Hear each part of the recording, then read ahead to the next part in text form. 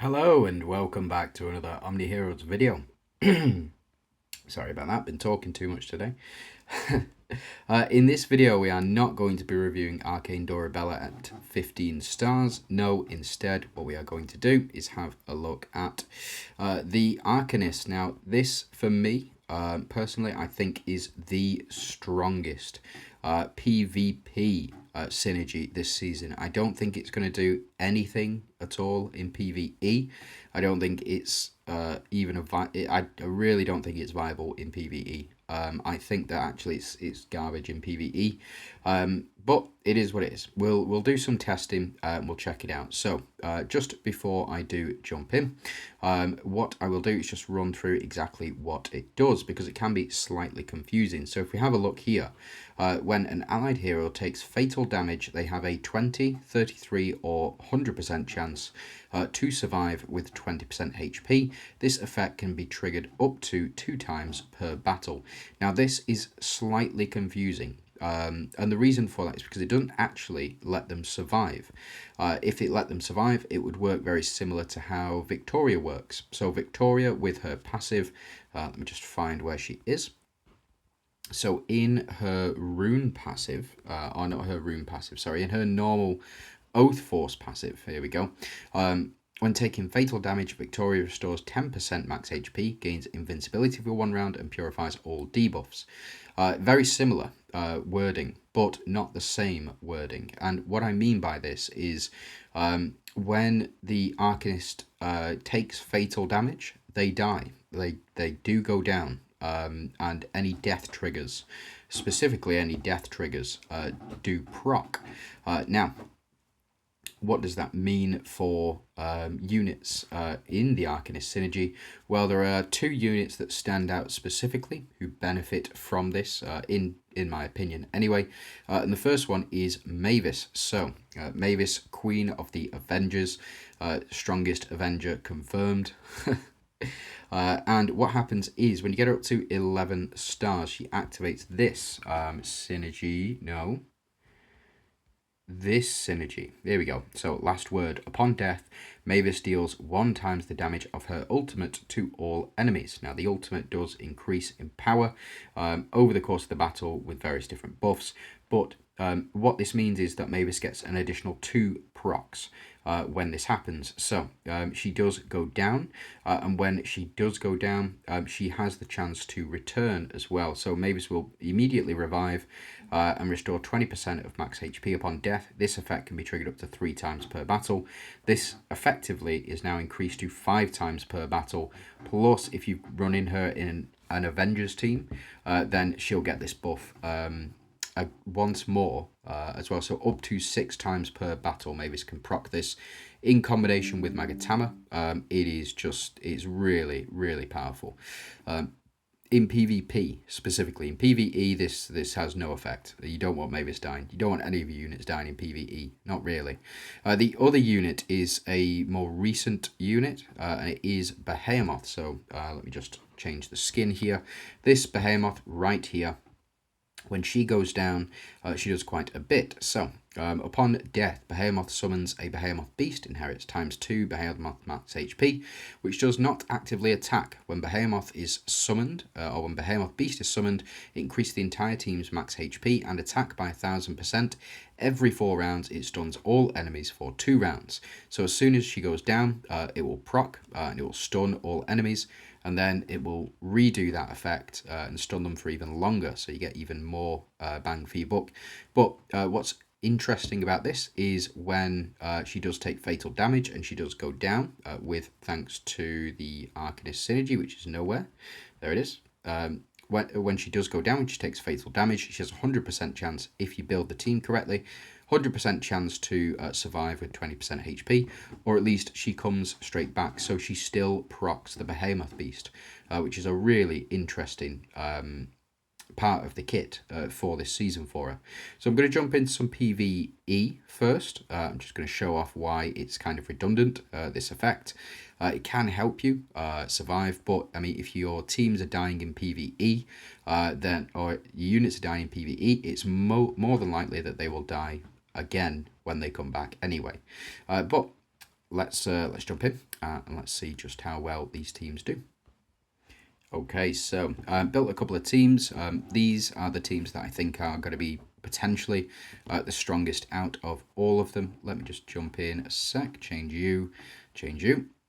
And yeah, there we go. So what I think about this team, I think it's one of, if not the strongest PvP team in the game, minus the relics. Maybe change the relics up a little bit, but it's a really, really strong team. And primarily because of the speed mechanics. So in case you are not aware, Astrid, with her exclusive runes, increases each of your units or each ally's attack by 1.5% per level of speed. So when she's deployed, effectively units are getting 150% additional attack. We do also have Behemoth. Behemoth increases the speed of all of our allies by 50, so we get an additional 75% attack on top of the attack that Astrid's already given. Plus then we also have the Gleipnir as well. However you pronounce it, I don't know if I'm wrong. Please let me know down below in the comments. But what happens is that increases the speed even more than we've already got. So what you can do, or a potential strategy for this team, is to rush out this Gleipnir here by having the units which act first. So in this case, Cleopatra and potentially Behemoth on the team in the front slot, and then the back row will do their ultimates on round or in round one. That is a potential strategy for it, but for now I'm not really too fussed about that. And the other unit as well, which I have not included in these teams, but is also a speed demon, where she got to Lysandra. So Lysandra here, really, really strong if you can increase speed. So every 1 increase in Lysandra's speed additionally increases her crit damage by 3%, and all allies crit damage by 1%. So if you want to do more crits, or at least if you want to do more damage with your crits, you can include her on this team. So potentially taking out Cleopatra, potentially taking out Lancelot of this team, and instead including Lysandra on the team to give that increased crit damage, but we're not going to do that for this team. Next team, it is, so just a side note on that last team there. Behemoth, again, we've included her because when she dies, she does proc the 1000% attack and HP increase. And also, we move into the next team, which is all Avengers. All Avengers all the time. So I'm actually going to change these relics out. We're going to put you in, and we will pop in you as well. Absolutely fine. But Avengers plus Odin, effectively. I think you can get a full 5 Avengers team. Let me just double check that. Yes, you can, if you include one of the Fate units. So if I take Odin out of this particular team, and then you can pop in, what do you call her? Dio-chan as well, to get the full 5 Avengers team. In this particular build, and it's really, really strong. Now, I don't suspect any of our units are going to go down here, but in case they do, we do have Mavis on the team. I'll stick you over here, and then you over here. That's absolutely fine. But just in case we do, we've got Mavis and Magatama as backups. Let's jump in and let's see just how well we do.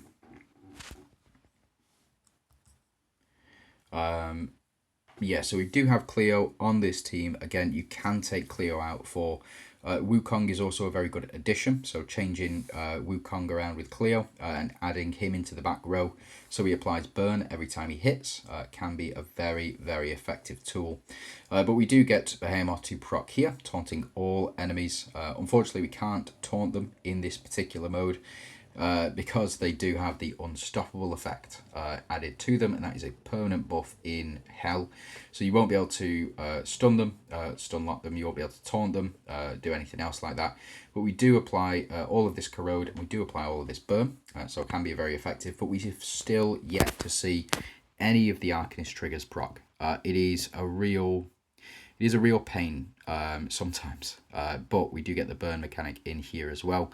Again, we're not we're not going to see, especially with Cleo on the team, providing that additional Holy Shield protection, and with Behemoth increasing our speed as well. As you can see, done plenty of attacks, or plenty of damage to these guys as well, and taking them out in one go with the help of Cleo on there.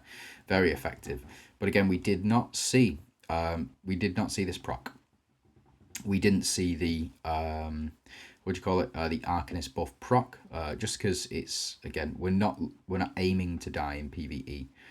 We're more looking to do as much damage as possible, which is why I think the other skills or the other synergies from this season are better in PvE than the Arcanist, whereas you die a lot in PvP. Your units go down a lot in PvP, and getting them back is really, really important. Because effectively you just get a second chance. You turn your team into a Phantoms team, or you turn your team into an Avengers team, but stronger than the Avengers mechanic, because the Avengers mechanic only procs once. And if you don't have Althea on the team, then you don't have, you won't have enough. Effectively, or you won't do it quickly enough. You won't return quickly enough. So again, it is what it is. We're not actually doing too much damage at the moment because we've not really built up altogether too much. Maybe Themis can take out. Maybe she can take Mavis out. We can see Mavis's proc and how redundant this is in PvE. Maybe, but we'll see. As you can see, not doing altogether too much damage. But over the course of the battle, I suspect we will start to build up, especially given if our minions go down, our summons go down as well. We do need a lot of units on the team to die effectively for this to be super effective, and it looks like we're starting to pick up a little bit of damage, but not altogether too much. I think Magatama is going to do a lot of work for us here, for this particular team anyway. Now, every time we do perform an attack, an ultimate attack, a basic attack, or an active skill, we do increase the damage with thanks to Odin on the team. So it is what it is.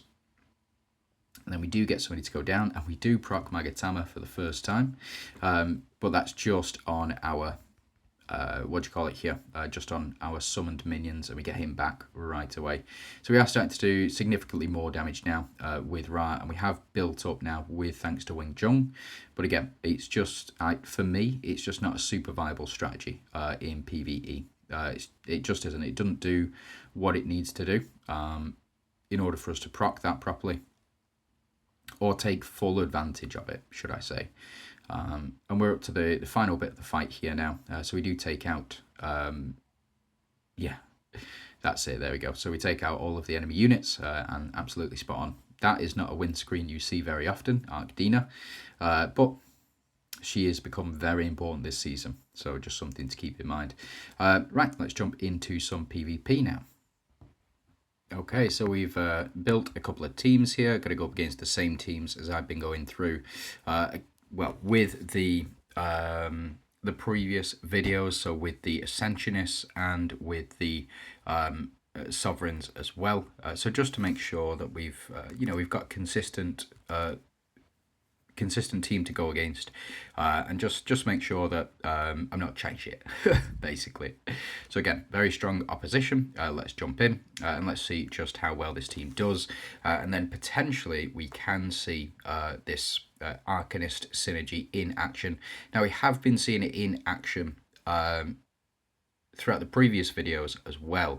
The reason for that is because Corolla here has been using the Arcanist synergy in order to power through.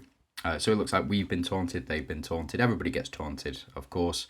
We do apply this corrode, and we also apply this burn as well, which is hopefully gonna win us this particular matchup. Because enemy again is using Behemoth and Astrid on the same team, so they've got the same attack increase. We're using Cleo as well, they're using Cleo. It's, it can be a very powerful ability, and we will see this in action as well over the course of the next couple of over the next couple of turns. I suspect both of our units are going to go down very quickly. So we've all been stunned, and yeah, taking reasonable damage as well from enemies. But we do have this holy shield protection keeping us alive. Again, I think this particular team is one of the best, if not the best, team in the Arcanist build. I think the only other team that potentially rivals it would be the Avengers team that we're going to see next as well. And again, I think the reason is because just giving Avengers the additional death triggers and additional stuff is so important for their kit. And also we get the steal from Lancelot as well, not bad. We do take Cleo, so we are now going to get double Holy Shield triggers. So maybe we won't see it with this team, but I suspect we'll see it with a couple other teams as well. So we apply this Corrode. We've got Burn going as well with this team. Holy Shields have gone down, so we are taking a fair chunk of damage from enemies here. Nothing to do with damage-wise, but it is what it is. Now, as you can see, we have been banished, so our own Behemoth has been banished, which is a bit of a shame. Hopefully we can survive for long enough to see this. We do get the burn mechanic as well applied, but no hindrance, which is good, I think. And we get the healing at the end of the round as well, with thanks to the artifact that I've got in place, the PvP artifact that I've got in place. So yeah, it is what it is. But as you can see, doing reasonable amounts of damage. And enemies have yet to come back, I think. I think we've seen enemy Behemoth come back once so far, so we've still got a long grind to go. Lancelot has been taken out, of course, and the rest of the team has been taunted, which is a bit of a shame. We do get the burn mechanic in, so that's not so bad. So Astrid does go down, which comes straight back, because again, she's part of the Arcanist team. Enemy gets a lot of shielding active, but Christine not really doing altogether too much here. We do get the counter attack from Mulan here. And enemy Cleo goes back over because they weren't able to take her out. And so we do not get stunned here. We don't get taunted. That's all good. Maybe we can start doing what we need to, but we'll see. Miracles have happened. I get this burn effect, and then we get the double attack from Mulan here with thanks to Astrid. So just something to keep in mind. And then Astrid to do reasonable amounts of damage there. Not bad, but Lily and Leah come straight back to provide that additional healing. We've not seen any of our units go down as of yet, and we have got 2 of our units banished as well, so can we make it through? Oh, I don't know. That's Lancelot goes down for the first time here, and fortunately he does come straight back because of the Arcanist synergy, and he does steal enemy Astrid as well. Christine, that should be the... Oh, no. I thought it was the final time for Christine. Maybe she's only gone down once in this matchup. But we'll see. And Lancelot does return with all of those buffs, but unfortunately has been stunned, so it is what it is. Now, hopefully the corrode that we've placed on the enemies and the burn will allow us for us to do enough damage. And we do proc our back row to proc their ultimates again, but as you can see, we've been stunned on this back row. It is what it is. Yeah, we've got the mirror in there for additional protection, but we do get our own Behemoth back as well. So she's been out of it for quite some time, but she does a fair chunk of damage, taking out opposing Cleo there. We do get our entire back row stunned, so hopefully as we move into the next round here, we should see, well, we'll see, we should hopefully get a bit more damage in. We do get Mulan to proc her ultimate. Again, that's with thanks to the increased speed. Lancelot to proc his ultimate, and we've already seen Behemoth's ultimate kick off as well. So we get Astrid here to do what she needs to do. Banish, again, Banish can be a very effective tool. I just don't think it's as viable as it used to be. When you could get a lot. So that's the second time that Lancelot has gone down. He does return for a final time as well. So we are just looking to get as much damage in on these guys as possible. That should be the last time Christine comes back as well. And then this is another banish on Behemoth. So it is what it is. We are stunned. So we'll see. We are getting our team down quite a bit here, so enemies are taking us down to very low health. However, something to take note of. We've only got Cleo, can't believe it. So this thing of we have still got more revives than the enemies, and our health is higher as well. So if this does come down to a 15, around 15, then we should pull it through. Now Christine to apply stun to us, or Astrid to apply stun, not too sure. But Lancelot goes down for the final time now, which does reduce our health significantly. But we should see Christine, so Christine is stunned here. We do get Astrid to perform her ultimate attack, taking out Christine in the process, performing a secondary ultimate as well. So we do get the burn on opposing Astrid. Our Mulan doesn't go down, fortunately enough for us, but we have been stunned because enemy enemy Behemoth did go down there, unfortunately. Now, bear with me. We've been stunned once again. We're in round 14. Hopefully, we can take down Astrid, Mulan. No, this is the end for us, unfortunately, for this team. We have still got the chance to revive even further now. And we do stun enemy Astrid, which should hopefully seal the deal for us. Our banish has been removed. We do get Behemoth back, and then potentially going to see Mulan take these guys out. Yeah, so we do get... Oh, we don't get stunned. Very good, very good. And we do taunt enemy Astrid as well. But it is what it is. And then Cleo here, the slowest of my entire team. And the reason for that is because the accessories that I've got equipped have increased speed by 25 on a fair number of them. Now we move into this next team here. This next team is going to be all about applying as much damage to us as possible. But we should, hopefully, get to proc our relics at some point. We'll see. We will see. Yeah, so get a reasonable chunk of damage from the team here to start with. And as you can see, Magatama, once again, one of the strongest, if not the strongest relic in the game. But we do get our Holy Shield protection now, which potentially might do it. But we'll see. We'll see if we can get it to proc twice. Can we? No, we do. So how many stacks of Holy Shield do we have now? So we have 30 stacks of Holy Shield, which is just going to go straight down as soon as we take out one of our enemies. That's one of the problems I find with the Flame Banner. It is a real pain sometimes. But we'll see. We'll see. And we do have a Fortitude effect as well. So, yeah, not bad, not bad.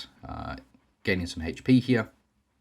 Getting some dodges in, not bad. And then we do get Odin here to take out basically the entire enemy team.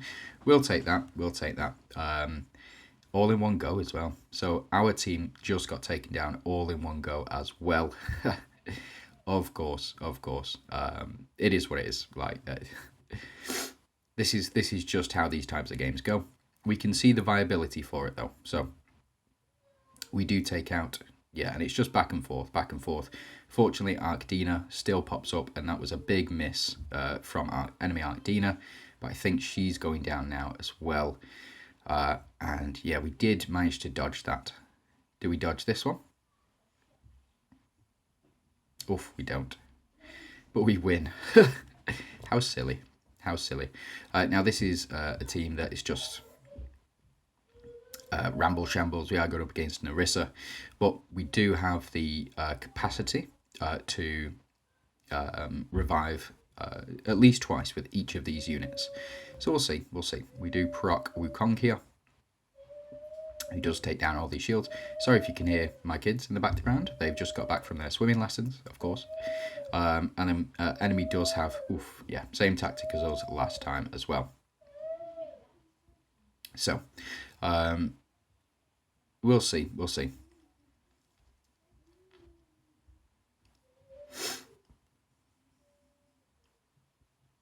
Yeah, so lots and lots and lots of Holy Shield here. 16 stacks of Holy Shield, of course. Yeah. But enemies are stunned, which means that we do get a bit of a breather here. And Wukong to perform what he needs to. We also do heal back with Masterma. And we also have Gwyn's passives as well. So this is a full Deviant team. with Hela included on it. It is a mix of Ethereals and Galorians, and she is doing a fair chunk of damage, but I suspect this is where we go down. No? Well, I thought so. There we go. So we do get Gwyn back, which is very interesting, but no Celestial trigger, which I think is going to make all the difference in this particular fight. So let's go ahead and jump in to the next team. So it looks like we did lose, but it was only because of the banish mechanic, I suspect. Only. Not all of those stacks are Holy Shield. Now this team is a weird one. It is 3 Dooms, and it is 2 Ethereals, and we do have 4 Verdians. So now he does go straight down. And of course, and we get Ayush the Stolen, and we're just getting taken down, one step at a time. There's just literally not much that we can do with this team. I thought it'd be worth a try, though. I thought it'd be worth to see whether or not it is effective with these types of units, but clearly it is not. So yeah, not altogether too much going on here. You can't run a team like this with basically all Light Seeker units on the team. It's just not viable. Really isn't. I've tried it. I thought I'd try it one more time to see whether or not I'm going mental, but turns out I am not. And we didn't even get Magatama to proc before we started the death train, which is a real shame. Why have we not, actually? Is it because we just couldn't take any action? I don't know. Anyway, it looks like, yeah, Snow White to do the business here. Potentially, anyway. Oh, no, it's Alice. Sorry, Alice. Get confused. Those the previous DDs. I think she's invincible now. No. But she does come back. But she does die again. It's just not viable to have this many units. I think, to be fair, with the seasonal synergies, it's a real pain, actually. The reason that I think it's a real pain is because of the lopsided nature of the units that they've put in each synergy. So, for example, in the Arcanist synergy, it is basically all DD units. It's not, there's no real non-DD units in that. I mean, there's a couple, and it's become the best team, or best synergy in the game. However, in my opinion, it would be better to space the DD units that they've crammed into that final synergy. So into the final, the Ascensionists, with the HP returning at the end of the round, or recovering 30% HP at the end of the round. That, for me, that needs to change. And the reason that it needs to change is because all of the best units are in that synergy, but it's the weakest of all of the synergies. I mean, I get kind of where they're going with it, but for me, it's more along the lines of we really do need to balance that out next season within these seasonal synergies. So we are taking a fair bit of damage. Wukong to proc there. We are corroding enemies, and then Gaia to perform hers. A not bad take out enemy Gaia, and just enemy Wukong left, who does have the potential to take us out, but as it stands at the moment, I mean, that was a fair chunk of crit damage, and we are reducing crit damage by 100%. So just take that with a pinch of salt. Yeah, it is what it is. So that's it from me. I do think that this is the best PvP synergy in the game. I think it's the worst PvE synergy in the game, but we'll have to see. So thanks very much for watching. Hope you have a great day, and good luck in whatever it is you are doing.